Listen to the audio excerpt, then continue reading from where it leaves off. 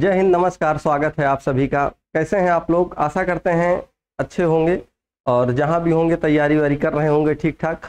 और आज एक ऐसी भर्ती के बारे में आपको बताऊंगा जिसकी नोटिफिकेशन की डेट भी कंफर्म है और उसके साथ साथ एग्ज़ाम की डेट भी कंफर्म है। डेट का मतलब महीने कंफर्म है और उन महीनों में एग्ज़ाम भी होना है। और उसके साथ साथ अगर आप इसकी तैयारी अभी से करेंगे, क्योंकि आपको भी पता है कि कंपटीशन का लेवल लगातार बढ़ता जा रहा है और जो वैकेंसी की जो पोस्ट है उनकी संख्या है वो लगातार कम होती चली जा रही है। तो अगर आप इसकी तैयारी अभी से करेंगे तो आने वाले दिनों में यानी 2026 में अपने आप को कहीं ना कहीं नौकरी करते हुए आप देख पाएंगे। क्योंकि एक ऐसी भर्ती जिसके 2023 वाली भर्ती के बारे में अगर मैं आपको बताऊं तो इस भर्ती का 2023 का एक साल के अंदर फाइनल रिजल्ट तक दे दिया था एसएससी ने। तो अब आइए आपको मैं शुरू करता हूं और आखिरकार एसएससी क्या होता है और एसएससी जीडी क्या है, सब अब तमाम तरीके की जानकारी आपको इस वीडियो के माध्यम से। और इनमें शायद ही कोई ऐसा डाउट होगा जो आप मान के चलिए कि जैसे मैंने लिखा ना, फॉर्म भरने से लेकर सिलेक्शन तक संपूर्ण जानकारी, वो पूरी जानकारी आपको इसमें दे दूंगा मैं। और अगर आप मान लीजिए कोई डाउट है आपके मन में तो आप कमेंट में पूछ लेंगे, तो अगर वो मुझ तक आ जाएगा तो फिर मैं आपको उसके आपके जो डाउट होंगे कोशिश करूंगा कि कमेंट में ही क्लियर कर दूं। ठीक है, चलिए आइए देखते हैं। देखिए, अगर बात करी जाए तो एसएससी जीडी का मतलब ये होता है स्टाफ सिलेक्शन कमीशन, जीडी मतलब जनरल ड्यूटी। और ये एसएससी जीडी की भर्ती जब भी आती है तो दरअसल ये 7-8 पोस्टों पे भर्ती एक साथ निकालते हैं। तो एक साथ निकालने का मतलब ये है कि अलग अलग विभाग हैं, जैसे आपने इनमें नाम सुना होगा, बीएसएफ का नाम सुना होगा आपने, सीआईएसएफ का नाम सुना होगा, बहरहाल सब सुने होंगे क्योंकि अपने देश के सैनिक हैं और इन्हीं लोगों की वजह से आज हम मतलब सुरक्षित हैं। बीएसएफ हो गया, ITBP, SSF, SSB, Assam rifle, CISF, CRPF, है ना। उसके बाद एसएसएफ। और उसके अलावा अगर आप एक चीज और ध्यान रखेंगे, इसमें एक पोस्ट नहीं लिखा गया है, एनसीबी नहीं लिखा गया है। एनसीबी भी लिख देता हूँ, एनसीबी भी एक विभाग है ना।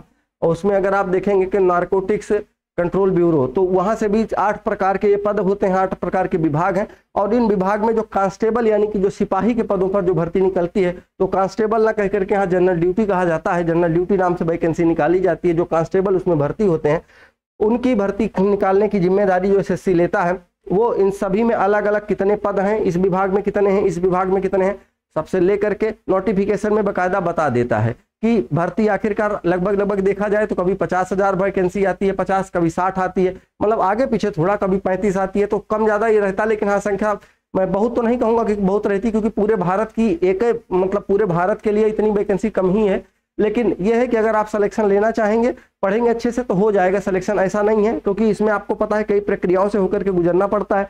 जो लोग पेपर पास कर लेते हैं, दौड़ नहीं पास कर पाते, जो लोग दौड़ पास कर लेते हैं, कहीं मेडिकल में गड़बड़ हो जाते हैं, तो कई दिक्कतें आती हैं बीच में। आइए मैं आपको अब आगे बताता हूँ। ठीक है, देखिए, अब अगर देखा जाए तो इसमें मैं फॉर्म भरने से लेकर के, जैसा मैंने कहा था, तो आपको अब स्टेप बाय स्टेप आपको कहानी की तरह बताऊंगा। और आपके मन में एक सपने जैसे होते हैं, सपना साकार होते हुए आपको अगले आप 5-7 मिनट में देखेंगे। लेकिन उस सपने को साकार करने के लिए आपको बहुत ढंग से मेहनत करनी पड़ेगी। ठीक है, आइए देखते हैं। सबसे पहले जब भी इसका नोटिफिकेशन आएगा, तो नोटिफिकेशन आपको बता दूं कि नोटिफिकेशन इसी का अक्टूबर महीने में ही आएगा। यानी कि जब ये अक्टूबर महीने में नोटिफिकेशन आ जाएगा तो अक्टूबर और नवंबर में फॉर्म भरा जाएगा। तो जब आप फॉर्म भरेंगे तो फॉर्म भरते समय क्या क्या चीजें चाहिए होंगी इनको, ये कहते हैं कि आप क्वालिफिकेशन यानी आप कितना पढ़े लिखे हैं। तो आप उसमें अगर आप 10वां पढ़े हैं तब आप इस फॉर्म को आप भर सकते हैं। पढ़ने के साथ साथ आपको एक जानकारी, एक चीज और इसके साथ होनी चाहिए, आपकी जो उम्र होनी, जैसे ये ध्यान रखेंगे 2023 वाली भर्ती का ये हमने डाटा निकाल के रखा है, इसमें 2023 का ये डाटा निकाल के रखा है। तो आप ये मत देखिएगा कि 1-1-2025-24 जो भी है ये सब चीजें आप ये सब मत लिखिएगा, केवल इतना ध्यान रखिए कि 18 से 23 साल आपकी उम्र होनी चाहिए। अगर आप एससी और एसटी कैटेगरी में हैं तो आपको 5 साल की छूट मिल जाएगी। अगर आप ओबीसी कैटेगरी में हैं तो आपको 3 साल की और छूट मिल जाएगी। यानी कि एससी एसटी में देखेंगे तो 18, 23 और 23 में अगर 5 और जोड़ दिया जाए तो 23 और 5 हो जाता है 28 साल।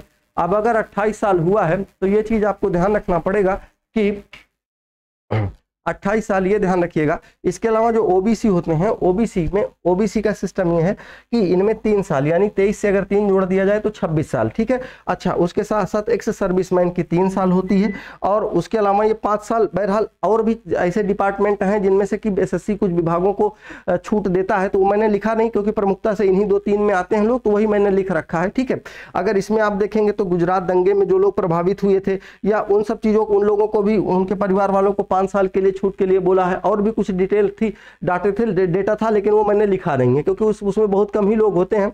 आइए, इसके बाद जब आप फॉर्म भर लेंगे तो फॉर्म भरने के बाद होगा क्या कि फॉर्म भरते समय जर्नल, ओबीसी और ईडब्ल्यूएस को 100 रुपये फीस देनी होती है। कितने रुपए? 100 रुपये फीस, यानी कि आपको पैसा देना पड़ेगा 100 रुपये। ठीक है, जब आप साहिब कैफे से जाके फॉर्म भरवाएंगे तो बहरहाल 100 रुपये क्या, वो तो 100 रुपये विभाग के पास जाता है, भरने वाला तो हमको लगता है 150 या 200 रुपये लेता है, कोई बात नहीं। SC ST के लिए कोई फीस नहीं लगती है। ऑल कैटेगरी यानी कि जो फीमेल महिलाएं होती हैं, चाहे जर्नल हो, ओबीसी हो, ईडब्ल्यूएस हो, SC हो या ST हो, उनके लिए, वो कोई भी कैटेगरी हो, उनके लिए कोई भी फीस नहीं लगती है। अब जब आप फॉर्म भर देंगे तो फॉर्म भरने के बाद दूसरा स्टेप आता है आपका पेपर होगा। और जब पेपर होगा तो आखिरकार पेपर में आपसे पूछा क्या क्या जाएगा। पेपर में क्या क्या पूछा जाता है अगर देखा जाए तो सब्जेक्ट की अगर मैं बात करूं तो सबसे उसमें रीजनिंग 20 क्वेश्चन पूछे जाते हैं, जीके जीएस 20 क्वेश्चन पूछा जाता है, मैथ 20 क्वेश्चन आता है, हिंदी और इंग्लिश में से कोई भी एक, जब आप फॉर्म भरेंगे तो उसी समय आपसे पूछ लिया जाएगा कि आप हिंदी और इंग्लिश में से कौन सा आप चूज करना चाहेंगे। क्योंकि अगर आप हिंदी चूज करते हैं तो जब आप पेपर देने जाएंगे तो आपके स्क्रीन पे हिंदी वाले क्वेश्चन आएंगे, और अगर बाकी के ये हिंदी में ही रहते हैं, बाकी 8 लैंग्वेज में, लेकिन इस लैंग्वेज के बारे में, हिंदी और इंग्लिश के बारे में मैं आपको बता रहा हूँ। हिंदी में अगर आप हिंदी चूज करेंगे तो हिंदी के 20 क्वेश्चन आपसे पूछे जाएंगे। ठीक है, वो सामान्यता जो भी रहते हो, है ना, ये आप यहाँ है ना, जो हिंदी आप सामान्यता पढ़ते हैं वहीं से सवाल आएंगे। इंग्लिश अगर आप चूज करते हो तो इंग्लिश के 20 क्वेश्चन मिलेंगे। ठीक है, बाकी ये जो क्वेश्चन होते हैं इनके लैंग्वेज तो शाम को लगता है 8, 10, 12 लैंग्वेज में रहता है, किसी में भी देख सकते हो, कोई दिक्कत नहीं। हाँ, ये ध्यान रखेंगे कि एक क्वेश्चन जो होता है वो 2 नंबर का होता है। 20 को अगर मैं 2 से गुणा कर दूं तो 20 दूना हो जाता है 40, 20 दूना फिर कितना हो जाता है 40 हो जाता है। ठीक है, यानी कि अगर ओवरऑल देखा जाए तो 80 क्वेश्चन होते हैं, और उसके बाद कुल नंबर कितने मिलते हैं आपको 160, यानी 80 दूना 160। अब अगर 80 दूना 160 है, इसको जब ये सवाल आप 80 क्वेश्चन हल करोगे कितना टाइम मिलेगा आपको पेपर में, तो 60 मिनट यानी 1 घंटे का टाइम मिलता है, और उसमें आपको इन सभी सवालों के जवाब देने होते हैं। ठीक है, अच्छा, अब अगर आप समझ में आ रहा हो कि निगेटिव मार्किंग कितनी होती है, तो निगेटिव जो मार्किंग होती है भैया वो 1/8 होती है। दरअसल 1/8 का मतलब लिख के जो आता है वो 2.25 आता है।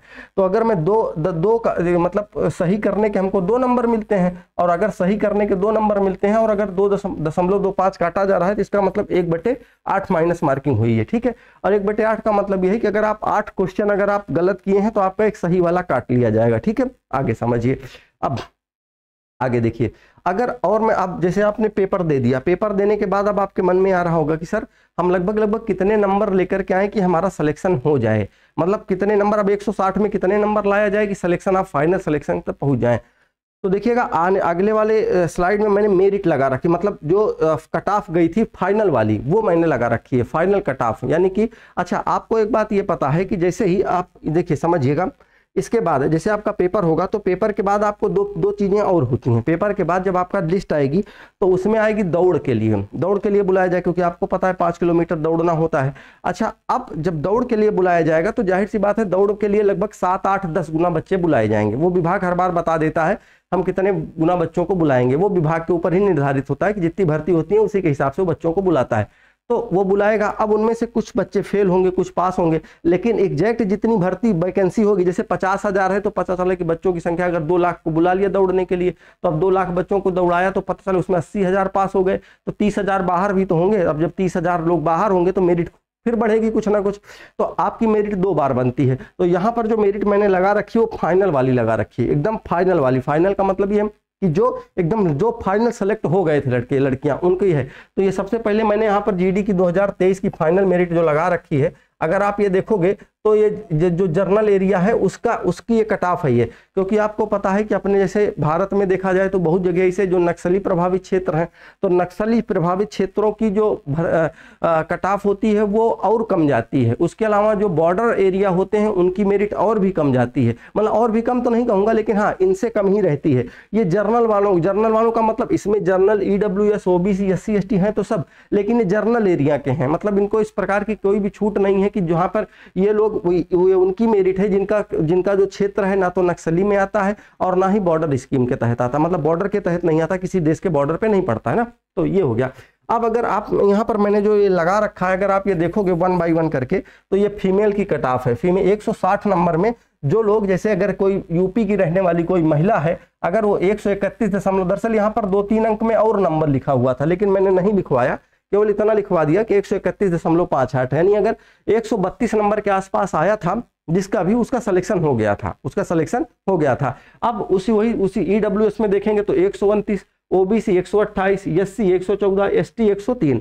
अगर उसी के अलावा आप यूपी के बाद एमपी का आप देख लीजिए, आप जहाँ से भी हैं, बिहार से, राजस्थान, झारखंड, छत्तीसगढ़, हरियाणा, उत्तराखंड, दिल्ली, हिमाचल प्रदेश, महाराष्ट्र, वेस्ट बंगाल, उड़ीसा, उसके अलावा गुजरात, जम्मू कश्मीर, पंजाब और असम, जहां से भी आपने देख लीजिए आपकी मेरिट, आप जिस भी कैटेगरी में महिला है। तो अब अगर पुरुष की बात करें तो पुरुषों की अगर आप देखेंगे, यानी कि अरे दोनों में फीमेल लिख दिया क्या यार, अच्छा फीमेल दोनों में है तो अच्छा ठीक है, ये नहीं एक तो इसमें मेल का होगा।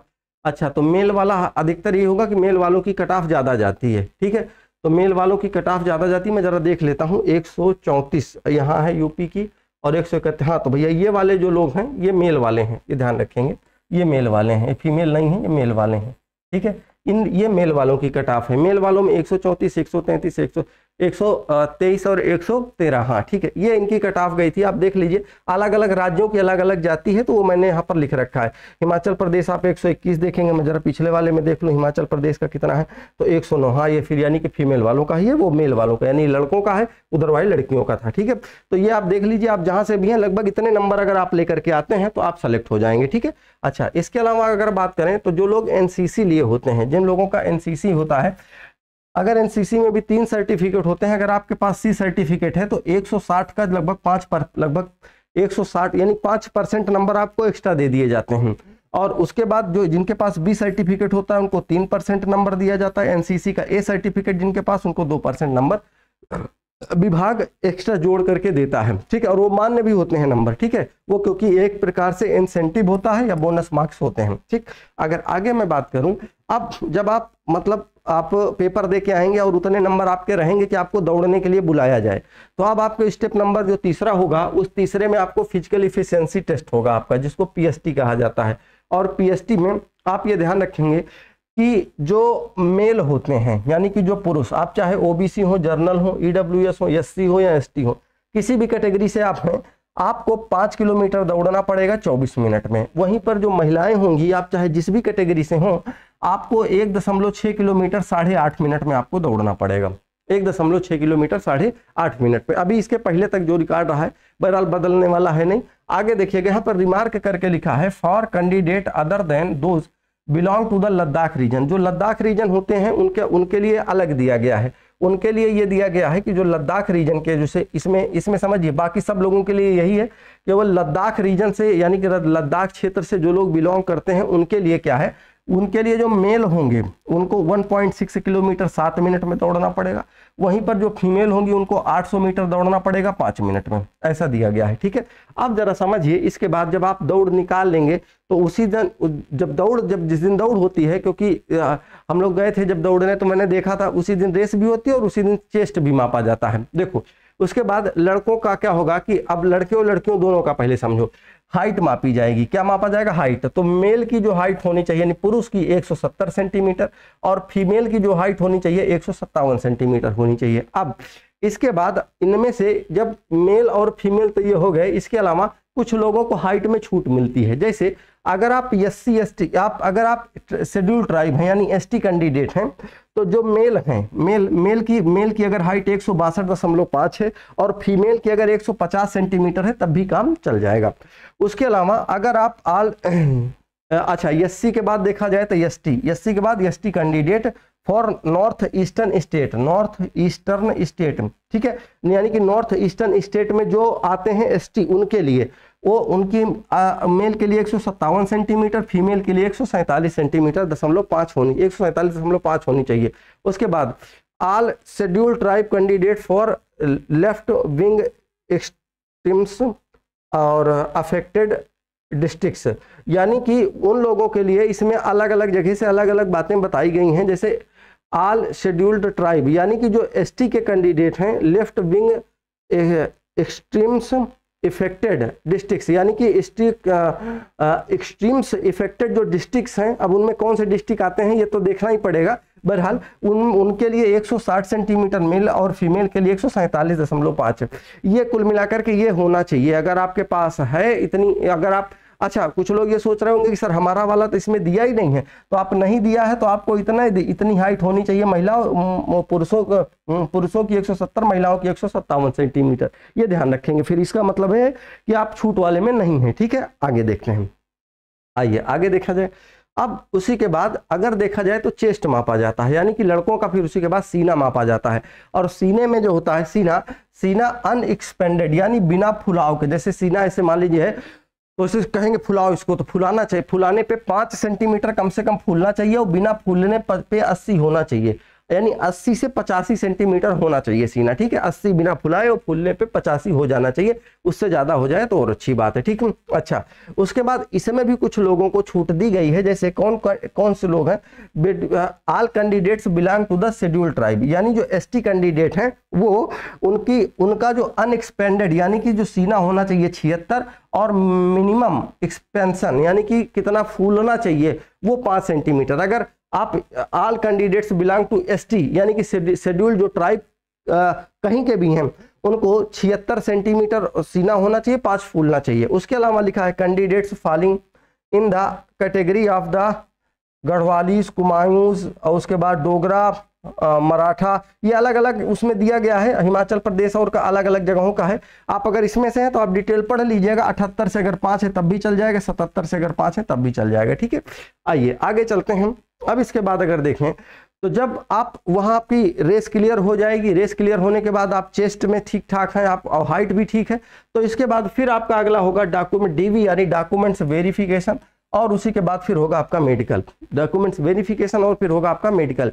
और जब ये डॉक्यूमेंट्स वेरिफिकेशन और मेडिकल में अगर आप पास हो जाते हैं, तब फिर आपकी एक फाइनल लिस्ट जारी की जाती है। जब आपका फाइनल रिजल्ट आता है, जिसको कहा जाता है फाइनल रिजल्ट, जब ये फाइनल रिजल्ट आता है, फाइनल रिजल्ट में मतलब ये जो लिस्ट मैंने दिखाई थी ये पीछे वाली, कि आखिरकार लोगों के कितने नंबर पे फाइनल लिस्ट पे पिछली बार वाला फाइनल कट ऑफ गया था, वो यही है, ठीक है। अब जब फाइनल रिजल्ट जारी कर दिया जाएगा, फाइनल रिजल्ट के बाद फिर आपके यहाँ भैया वही सपनों का जो हकीकत में लोगों का कहते हैं ना कि सपने जब हकीकत में बदलते हैं तो खुशी के आंसू भी मतलब होते हैं, क्योंकि बहुत ही कम ही लोगों के खुशी के आंसू लोगों को नसीब होते हैं। तो वही हमने अधिकतर लोगों को देखा है, बहुत सारे लोगों की जब पता चले ज्वाइनिंग लेटर आता है तो लोगों के आंखों में आंसू आते हैं कि यार बताओ वो भी दिन सपना सच हुआ। तो फिर आपको मिलेगी ज्वाइनिंग, और ज्वाइनिंग के बाद जब आपको कोई ना कोई एक सेंटर अलर्ट कर दिया जाएगा, वहाँ आप जाएंगे, अपनी आमद कराएंगे। हाँ, आमद करने के मतलब आप ज्वाइन करेंगे जाकर के, फिर वहीं आपकी ट्रेनिंग शुरू होगी, और ट्रेनिंग शुरू होने के बाद फिर पैसा भी तो आएगा। पैसा कितना आएगा? सैलरी आपको मिलेगी 21,700 से लेकर 60,100। तो इसका क्या मतलब है?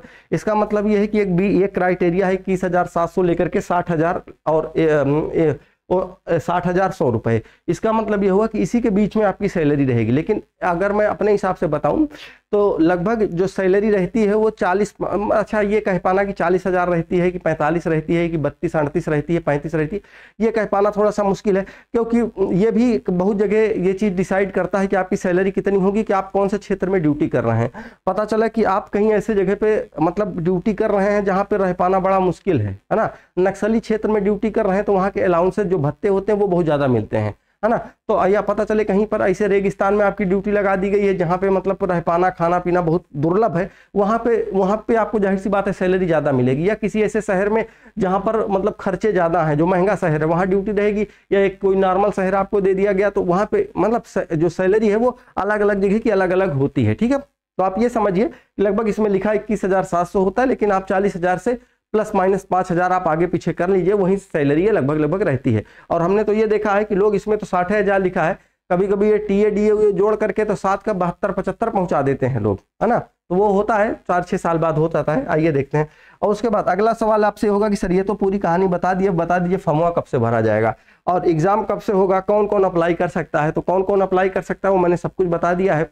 इसके अलावा ये बता देते हैं आपको कि फॉर्म कब से भरा जाएगा। तो देखिएगा, अगर देखा जाए तो ये एसएससी का जो कैलेंडर इसने जारी किया था 2025 वाला, उसमें इन्होंने ये बात बताई थी कि एसएससी जीडी नाम से जो भर्ती आएगी उसका नोटिफिकेशन हम अक्टूबर महीने में निकालेंगे, और अक्टूबर और नवंबर के महीने में ही ये फॉर्म भरे जाएंगे, है ना। नवंबर में फॉर्म भरे जाएंगे और जनवरी और फरवरी यानी अगले साल की जब शुरुआत होगी तो उसी महीने जनवरी और फरवरी में इसके मैं पेपर करवा लूँगा।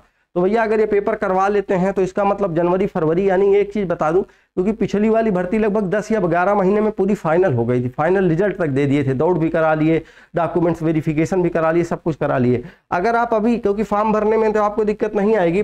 देखिए अगला है कि फॉर्म कब से भरे जाएंगे, ये तो बता ही दिया मैंने, एग्जाम कब होगा ये भी बता दिया, कौन कौन अप्लाई कर सकता है ये भी बता दिए, ठीक है। अब अगर बात आती है तैयारी करने की, तो तैयारी देखिएगा ढंग से करना पड़ेगा, बिना तैयारी, क्योंकि आपको पता है कि कंपटीशन बहुत ढंग का है ना, तो ढंग का है, तो अब वो आप तैयारी उसी हिसाब से करिए अपनी। और बाकी अगर हमारे लिए, हम लोगों की तरफ से जो भी मटेरियल, स्टडी मटेरियल प्रोवाइड कराया जाना होगा वो हम आपको करा देंगे। और जैसा कि एक चीज़ आपको बता दूं, अगर आप रीजनिंग का और मैथ का कंप्लीट कोर्स आप पढ़ना चाह रहे हैं तो मैंने, आप प्ले लिस्ट जाकर के चेक कर लीजिएगा, रीजनिंग पूरी कंप्लीट करा दिए हैं, उसका मैंने यहाँ पर वो लगाया नहीं, मुझे लगाना चाहिए था स्क्रीनशॉट। और मैथ लगभग मुझे लगता है 60% के आसपास कंप्लीट है, लेकिन अभी कुछ बाकी है, कुछ कारण की वजह से मैं क्लासें दे नहीं पा रहा हूँ। लेकिन हाँ ये है कि जल्द ही उस पर भी मैं क्लासें, वो जो मैथ कभी कंप्लीट नहीं हुआ वो भी आपको कंप्लीट करा दूंगा, ठीक है। चलिए ठीक है, फिर जो है बाकी आगे आप लोगों को फिर जैसे भी होगे उसका मैं अपडेट आपको कराता रहूँगा, ठीक है। फिर मिलते हैं अगले वीडियो में, ओके, थैंक यू, ख्याल रखिए अपना, ओके, थैंक